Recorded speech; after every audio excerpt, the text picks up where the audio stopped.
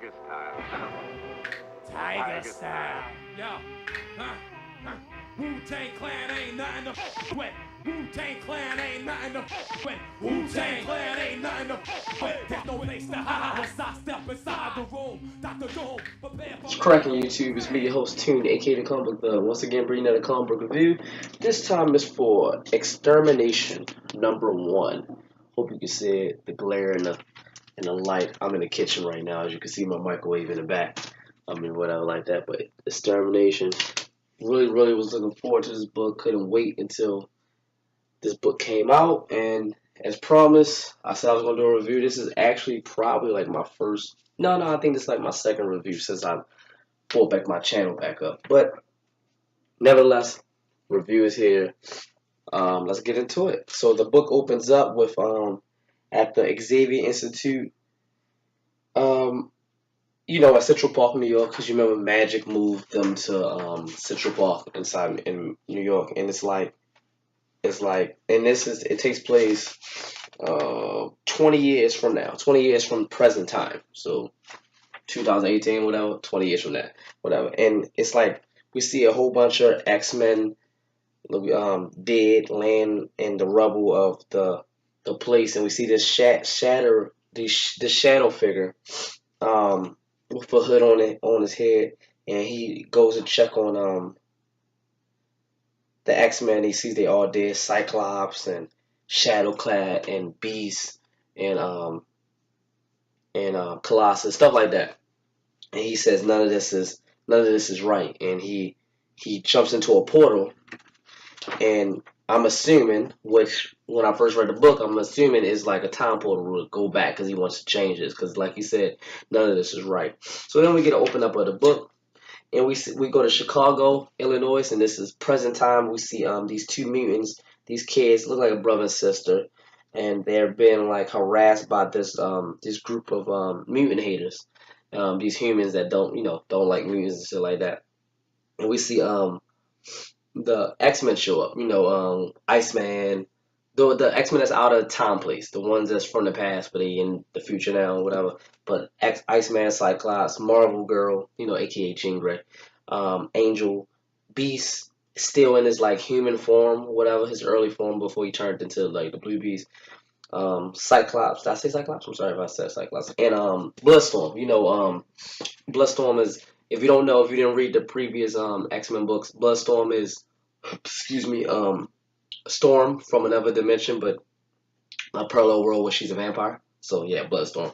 So they come and they basically just rescue the mutants, and they take them back to this Xavier school where Kitty Pryde, Shadowcat, is in charge now. She's the head mistress or whatever, and they take the kids back so they can do studies on them, see what's going on. Jean ran got to their mind, but she said that their mind was completely wiped, and the only thing that was there was a couple seconds before they arrived, so they got no information from their mind or whatever like that. So in the midst of that, later on we see Cyclops and Bloodstorm on a date, and they just Cyclops is trying to figure out if he should go on about this, because what if he go back to the past?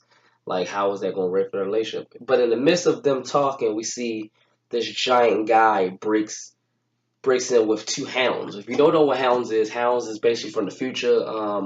And basically what it is they're mutants that's trained to track other mutants. They're hounds. A hound is a dog or whatever like that. So people in the future use these hounds, control these hounds before they can find other mutants and everything like that. So he's basically there to take out Cyclops. Basically there to take out Cyclops. In the midst of that, he kills, which I am crazy. I didn't see this coming. He kills Bloodstorm. Like, he just kills her. Like, he kills her. She's dead. Like, she's dead. And he runs off after Cyclops hits him with a beam that he wasn't expecting. Like, he thought he was going to be weaker than what he was. So he knew information. Like, he knew he was a displaced X-Men. Like, he was from the past. But he didn't think his skills would be going to be this honed already. So he retreated. And we see this figure. We see this figure that I was talking about, that when the book opened, is on top of a roof looking at Iceman heading towards Cyclops, and he gets attacked by this figure. And in the midst of that, Cable, Nathan Summers, saves Nathan Summers is like Cyclops and Jean's son from the future. But anyway, with like a techno disease, it's just you had to Google Cable. Is his history is a little bit complicated. But anyway, he saves Iceman. So we go back to Xavier School, and Cyclops is there to question Rachel. Rachel Summers, also another child of Cyclops and Jean from a different world. It get technical. It get technical. This X-Men time travel didn't get technical. So he basically questioned her because the hounds had the same marks as her because she's a former hound. She used to be a hound, and she says that after Cyclops explains who this guy was that attacked her, how he looked, she says his name is Captain Ahab. Well, his name is Ahab or whatever like that, and he's the one that turned her into what she is and like that. So we go back to the fight of this hooded person versus Cable, and in the midst of them fighting, this hooded figure gets the upper hand on Cable, shoots him in the stomach, walks over top of him, and actually kills Cable. Like, shoots him, like, point blank. Like, and then takes Iceman. So, the book basically, later on, we see Jean Grey, the older one, the one that died, the Phoenix one, who is back now. Read X-Men Red and the Jean Grey book. But in Nightcrawler, they show up with the rest of the other X-Men, and they mourn the death of Cable, and they said they're basically gonna find Ahab, but they trying to figure out, was it like, did these go together? Did the Ahab thing and the Cyclops thing go together? I mean, the Ahab thing, yeah, and the Cyclops thing go together. I'm sorry, that's what I'm. They trying to figure out if the death of Bloodstorm and Cable had anything to do with each other, and they don't think it does. And the book basically comes to an end with at an undisclosed location. Sorry if I sound like congested. I'm going over a cold.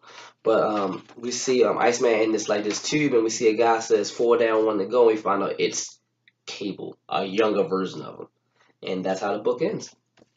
All in all, I think this was a great first book, great first issue. Usually, first issues start off kind of slow, or it could be the opposite way. Like, first issues are good like this, and the second issue is slow. But here's the second issue being good. But this was a very, very good book.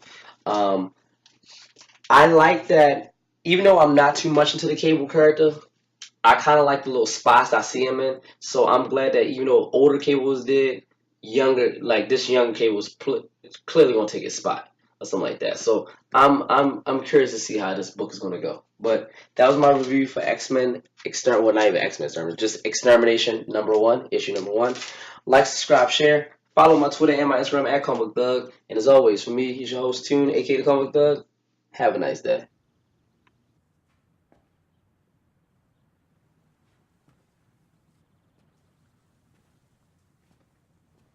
You're still here. It's over. Go home.